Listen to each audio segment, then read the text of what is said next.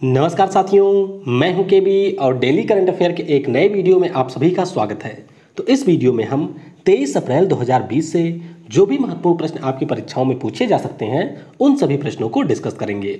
और वीडियो अगर आपको पसंद आता है तो वीडियो को लाइक और अपने दोस्तों के साथ में शेयर करना बिल्कुल भी मत भूलिएगा। चलिए शुरुआत करते हैं पहले प्रश्न के साथ में। प्रत्येक वर्ष विश्व पृथ्वी दिवस कब मनाया जाता है? तो यह दिवस प्रत्येक वर्ष मनाया जाता है 22 अप्रैल को। तो इस प्रश्न का ऑप्शन बी करेक्ट होगा। मुख्य रूप से यह दिवस पर्यावरण सुरक्षा उपाय और सुरक्षा के प्रति लोगों को जागरूक करने के लिए मनाया जाता है। पहली बार यह दिवस यूएसए के एक सांसद थे जिनका नाम है गेरार्ड नेल्सन, तो इनके द्वारा शुरू किया गया था 1970 में। उसके बाद में अंतर्राष्ट्रीय स्तर पर 1990 से ये दिवस मनाया जाने लगा और संयुक्त राष्ट्र के द्वारा 2009 में इसे मनाने की घोषणा की गई थी। तो अगर आप देखेंगे तो ये 50वां वर्ष है जब विश्व पृथ्वी दिवस मनाया जा रहा है और इस बार की थीम है क्लाइमेट एक्शन। तो काफ़ी ज़्यादा इंपॉर्टेंट क्वेश्चन है, इसे आपको जरूर याद रखना है। किस राज्य की सरकार द्वारा सुजलाम सुफलाम जल संचय अभियान के तीसरे चरण को शुरू किया गया? तो ये जो अभियान है इसे शुरू किया गया है गुजरात राज्य की सरकार द्वारा। तो इस प्रश्न का ऑप्शन ए करेक्ट होगा। दरअसल ये जो स्कीम है गुजरात सरकार के द्वारा वर्ष 2018 में शुरू की गई थी, यानी कि उस समय के जो सीएम थे विजय रूपाणी जी, उनके द्वारा इसकी शुरुआत की गई थी। और इसके नाम से ही आप समझ सकते हैं जल संचय अभियान, यानी कि जो पानी है उसका हमें संचय करना है। तो दूसरा संस्करण इसका यानी कि दूसरा चरण शुरू हुआ था 2019 में और अब 2020 में इसके तीसरे चरण की शुरुआत की गई है। और तीसरे चरण में ये टारगेट रखा गया है कि जो मानसून हमारा शुरू होने वाला है उससे पहले जो भी गुजरात राज्य की झीलें हैं, नदियां हैं या फिर चक डैम हैं, उन सभी को गहरा किया जाएगा जिससे उसमें ज़्यादा से ज़्यादा पानी को एकत्र किया जा सके। तो स्कीम का नाम आपको ध्यान रखना है, गुजरात सरकार की ये योजना है। हुआई इंडिया ने किसे अपने मुख्य कार्यकारी अधिकारी यानी कि चीफ एग्जीक्यूटिव ऑफिसर के रूप में नियुक्त किया? तो इन्होंने नियुक्त किया है डेविड ली को। तो इस प्रश्न का ऑप्शन डी करेक्ट होगा। और डेविड ली ये स्थान लेंगे जे चेन का। किसका? जे चेन का ये स्थान लेंगे। हुआई कंपनी की बात करते हैं तो ये चीन की एक मल्टीनेशनल टेक्नोलॉजी कंपनी है जिसकी स्थापना 1987 में रेन जेंगफेई के द्वारा की गई थी और ग्लोबली इसके सीईओ भी है रेन जेंगफेई। तो आपको ध्यान रखना है, अगर आपसे पूछा जाए हुआई इंडिया के कौन है सीईओ, तब आपका उत्तर होगा डेविड ली। लेकिन अगर हुआई कंपनी के सीईओ के बारे में पूछा जाएगा तो आपका उत्तर होगा रेन जेंगफेई और इसका मुख्यालय आपको मिलेगा चीन के शेनज़ेन में। आरबीआई ने एन कामाकोडी को किस बैंक के एमडी व सीईओ के रूप में पुनर्नियुक्ति को मंजूरी दी? तो यहाँ पर एन कामाकोडी एक बार फिर से एमडी और सीईओ बनेंगे सिटी यूनियन बैंक के। तो इस प्रश्न का ऑप्शन सी करेक्ट होगा। तो 1 मई 2020 से इनका जो दूसरा टर्म है वह शुरू होगा और ये चलेगा 3 वर्ष तक, यानी कि 3 वर्षों के लिए इसकी नियुक्ति की गई है। सिटी यूनियन बैंक की बात करते हैं तो ये भारत का एक निजी क्षेत्र का बैंक है जिसकी स्थापना 1904 में हुई थी और मुख्यालय आपको मिलेगा सिटी यूनियन बैंक का कुंभकोणम में जो कि है तमिलनाडु में और अध्यक्ष इसके हैं आर मोहन। तो आपको ये ध्यान रखना है एन कामाकोडी सिटी यूनियन बैंक के एमडी और सीईओ बने हैं। कृषि मंत्री नरेंद्र सिंह तोमर ने किस संगठन के कोविड-19 पर खाद्य सुरक्षा यानी कि फूड सेफ्टी, सुरक्षा यानी कि सिक्योरिटी, पोषण यानी कि न्यूट्रिशन पर चर्चा में हिस्सा लिया? तो ये जो अभी सम्मेलन था यह आयोजित किया गया था G20 समूह के सदस्यों देशों के लिए। तो इस प्रश्न का ऑप्शन बी करेक्ट होगा। तो जैसा कि आपको पता होगा कि G20 का 2020 में अध्यक्ष कौन है? तो अध्यक्ष देश है सऊदी अरब। तो सऊदी अरब की अध्यक्षता में जो G20 समूह के देश हैं उन सभी देशों के कृषि मंत्रियों की एक वर्चुअल बैठक का वीडियो कॉन्फ्रेंसिंग के माध्यम से आयोजन किया गया और इसमें कृषि मंत्री नरेंद्र सिंह तोमर शामिल हुए।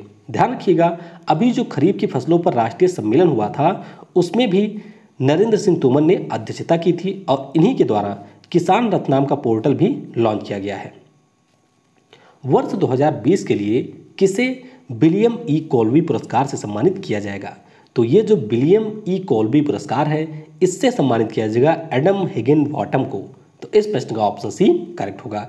एडम हिगिनबॉटम की बात करें तो ये यूके के एक राइटर हैं और इन्होंने एक पुस्तक लिखी थी जिसका नाम है midnight in Chernobyl, the untold story of the world's greatest nuclear disaster. तो जैसा कि आप इस पुस्तक के नाम से समझ सकते हैं कि चेर्नोबिल एक स्थान है जहां पर दुनिया का सबसे बड़ा परमाणुीय आपदा आई थी। तो चेर्नोबिल की जो घटना है यह हुई थी वर्तमान की यूक्रेन में, हालांकि उस समय ये यूएसएसआर का हिस्सा था।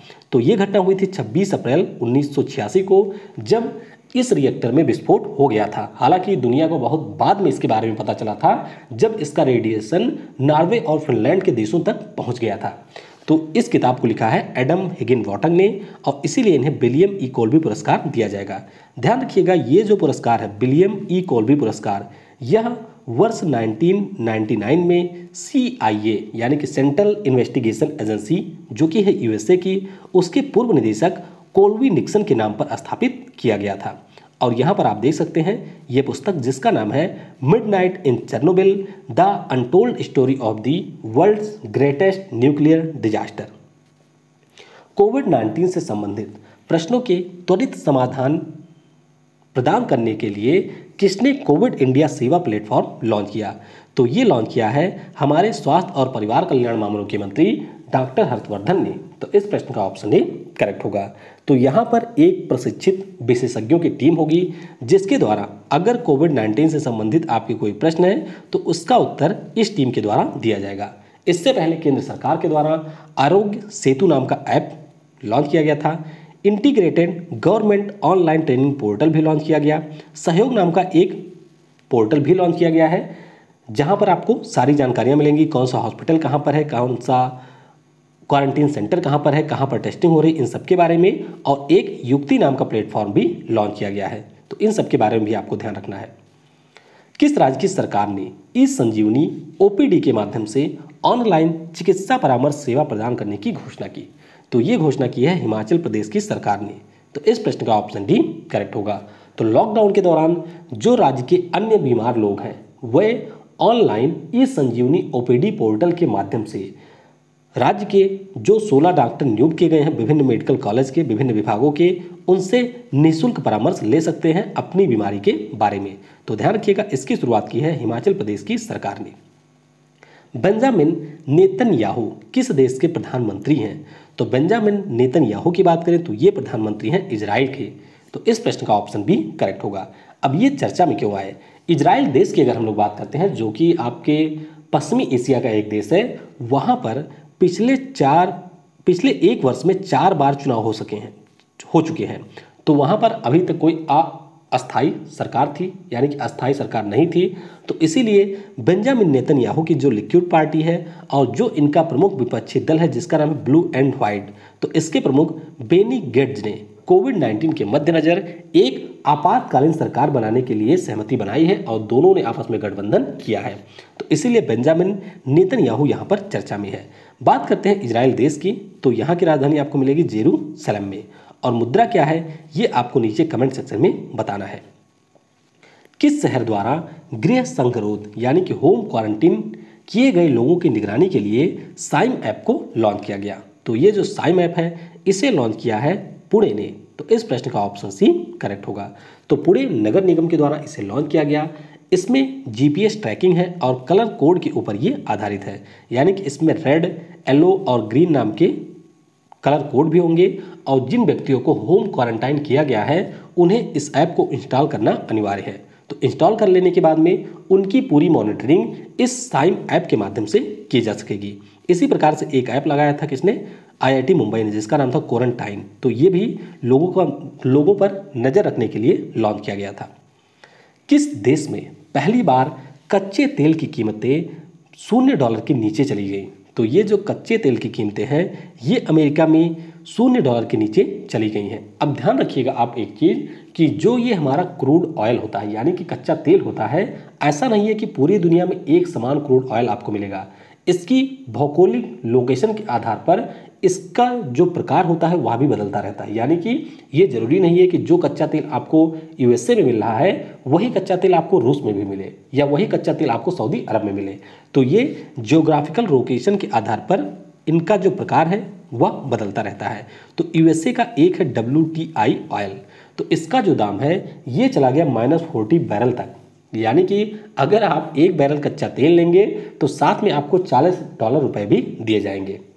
और आपको पता होगा कि जो कच्चे तेल के देश हैं उनकी एक संगठन है जिसका नाम है ओपेक, और ओपेक सदस्य देशों के बीच में और रूस के बीच में एक तकरार थी कच्चे तेल के दाम को लेकर के, और इसी के कारण जो कच्चा तेल है उसके दाम काफ़ी नीचे आ गए हैं। और ये जब से कोविड-19 वाला मामला हुआ है तब से वैश्विक रूप से कच्चे तेल की मांग में 30% तक की कमी आई है। ओपेक के बारे में आपको ये ध्यान रखना है कि इसका जो मुख्यालय है वो आपको मिलेगा ऑस्ट्रिया के राजधानी वियना में। फार्मूला 1 चीनी esports virtual grand prix championship किसने जीता? तो ये जीता है चार्ल्स लेक्लर्क ने। तो इस प्रश्न का ऑप्शन डी करेक्ट होगा। बात करते हैं अगर हम लोग चार्ल्स लेक्लर्क की, तो ये मोनाको के खिलाड़ी हैं और इनकी टीम है फरारी, यानी कि जो ये गाड़ी चलाते हैं वो है फरारी। तो ध्यान रखिएगा, फार्मूला 1 चीनी esports virtual grand prix championship जीत लिया है चार्ल्स लेक्लर्क ने। किस राज्य की सरकार ने कोविड-19 के रैपिड स्क्रीनिंग के लिए तिरंगा पहल की शुरुआत की? तो ये शुरुआत की है केरल राज्य की सरकार द्वारा। तो इस प्रश्न का ऑप्शन बी करेक्ट होगा। तिरंगा इसका पूरा नाम है टोटल इंडिया रिमोट एनालिसिस निरोग अभियान, और ये जो तिरंगा अभियान है इसे केरल के पत्तनमतिट्टा जिला प्रशासन के द्वारा शुरू किया गया है। तो ये एक वाहन होगा जिसमें कुछ स्वास्थ्यकर्मी बैठे होंगे जिनके द्वारा एक तरह से रैपिड टेस्ट किया जाएगा लोगों का और उनके स्वास्थ्य के बारे में जानकारी पूछी जाएगी। केरल की बात करते हैं तो राजधानी तिरुवनंतपुरम में है। राज्यपाल हैं यहाँ के आरिफ मोहम्मद खान और पिनरई विजयन यहाँ के सीएम हैं। किस राज्य की सरकार ने कोविड-19 की लड़ाई के दौरान किसी स्वास्थ्यकर्मी की मृत्यु होने पर शहीद का दर्जा देने की घोषणा की है? यानी कि अगर कोई भी स्वास्थ्यकर्मी इंक्लूडिंग डॉक्टर कोविड-19 की लड़ाई के दौरान उसकी डेथ हो जाती है तो उस राज्य की सरकार के द्वारा उसे एक शहीद का दर्जा दिया जाएगा। तो ये कहा है उड़ीसा राज्य की सरकार ने। तो इस प्रश्न का ऑप्शन ए करेक्ट होगा। इसके अलावा अगर किसी स्वास्थ्यकर्मी की डेथ होती है तो उसके परिवार को 50 लाख की वित्तीय सहायता दी जाएगी, ये भी कहा है उड़ीसा की गवर्नमेंट ने। और सेवानिवृत्ति की आयु तक जो स्वास्थ्यकर्मी होगा या फिर राज्य सरकार का कोई कर्मचारी होगा उसके परिवार को उसके सेवानिवृत्त होने की आयु तक उसका पूर्ण वेतन दिया जाएगा, यानी कि जो वेतन उसको मिल रहा है वह वेतन उसकी सेवानिवृत्ति की आयु तक उसके परिवार को दिया जाएगा। तो ये आपको ध्यान रखना है। इसके अलावा कल ही हम लोगों ने डिस्कस किया था एमपी की स्कीम के बारे में, जिसमें एमपी की सरकार ने कहा है कि जो हमारी आंगनवाड़ी कार्यकर्ताएं हैं उनके लिए 50 लाख के स्पेशल स्वास्थ्य बीमा की घोषणा करेंगे, यानी कि घोषणा कर दी गई है। दिल्ली की सरकार ने कहा है कि स्वास्थ्य कर्मियों के साथ कोई घटना होने पर उन्हें 1 करोड़ दिया जाएगा। केंद्र सरकार ने कहा है कि हम 50 लाख रुपए देंगे, और वेस्ट बंगाल की जो सरकार है उन्होंने कहा है कि हम 10 लाख रुपए देंगे अगर किसी स्वास्थ्यकर्मी की डेथ हो जाती है कोविड-19 के विरुद्ध लड़ाई में। उड़ीसा की राजधानी आपको कहाँ पर मिलेगी? ये मिलेगी भुवनेश्वर में। राज्यपाल यहाँ के हैं गणेशी लाल।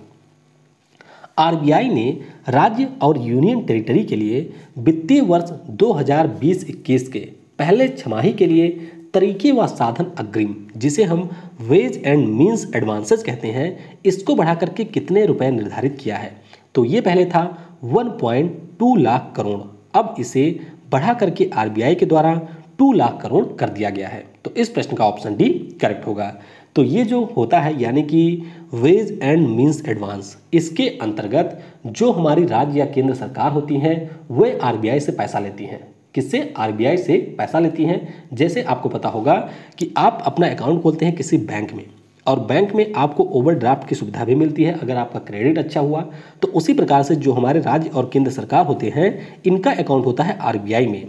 तो आरबीआई के द्वारा इन्हें 2 लाख करोड़ रुपए तक की ओवरड्राफ्ट की सुविधा मिलेगी, और ये जो सीमा है इसे पहले रखा गया था 14 दिन, इसे अब बढ़ा करके 21 दिन के लिए कर दिया गया है। तो ध्यान रखिएगा, यह एक प्रकार का लघु अवधि ऋण का माध्यम है। आरबीआई की बात करते हैं तो इसने भी अपना 50वां स्थापना दिवस मनाया है 1 अप्रैल को, क्योंकि 1 अप्रैल 1935 को इसकी स्थापना हुई थी। मुख्यालय है मुंबई में, और इसके गवर्नर हैं शक्तिकांत दास, जो कि 25वें नंबर के गवर्नर हैं। आखिरी प्रश्न है, लाइसेनिया करेस जिनका हाल ही में निधन हुआ किस देश के पूर्व प्रधानमंत्री थे? तो ये पूर्व प्रधानमंत्री थे फिजी के। तो इस प्रश्न का ऑप्शन सी करेक्ट होगा। 2000 से 2006 तक फिजी के पीएम के रूप में इन्होंने कार्य किया था। फिजी की बात करते हैं तो प्रशांत महासागर में एक छोटा सा द्वीपीय देश है। यहाँ की राजधानी है सुआ और वर्तमान में पीएम कौन है? तो वर्तमान में पीएम है जोसिया वरैक वैनीमरामा, यहाँ के वर्तमान में पीएम है। तो ये सब नहीं आपको ध्यान रखना है, बस ध्यान रखिएगा ये थे फिजी के पीएम। तो चलिए अब कल के प्रश्न का उत्तर जानते हैं। सामुदायिक रसोई यानी कि कम्युनिटी किचन को जियो टैग करने वाला देश का पहला राज्य कौन बना? तो पहला राज्य यहाँ पर बन गया है उत्तर प्रदेश। तो इस प्रश्न का ऑप्शन डी करेक्ट होगा। तो यहाँ पर मैंने आपको बताया था कि उत्तर प्रदेश की सरकार ने गूगल के साथ में सभी कम्युनिटी किचन को जियो टैग करने के लिए समझौता किया है। और आज के वीडियो से आपके लिए प्रश्न है, विश्व प्रेस स्वतंत्रता सूचकांक 2020 में भारत किस स्थान पर रहा? तो इस प्रश्न का उत्तर आपको नीचे कमेंट सेक्शन में देना है। इस वीडियो की जो पीडीएफ है वह हमारे ऐप, जिसकी लिंक आपको डिस्क्रिप्शन में मिलेगी, उसमें जाकर के डाउनलोड कर सकते हैं और वहां पे आपको क्विज भी रोजाना मिलेगी, जिससे आप अपनी तैयारी को और बेहतर ढंग से चेक कर सकते हैं कि आपकी तैयारी कैसी है। आई होप वीडियो आपको पसंद आया होगा। Thanks for watching. जय हिंद, जय भारत और सबसे जरूरी, पढ़ेगा भारत तो बढ़ेगा भारत।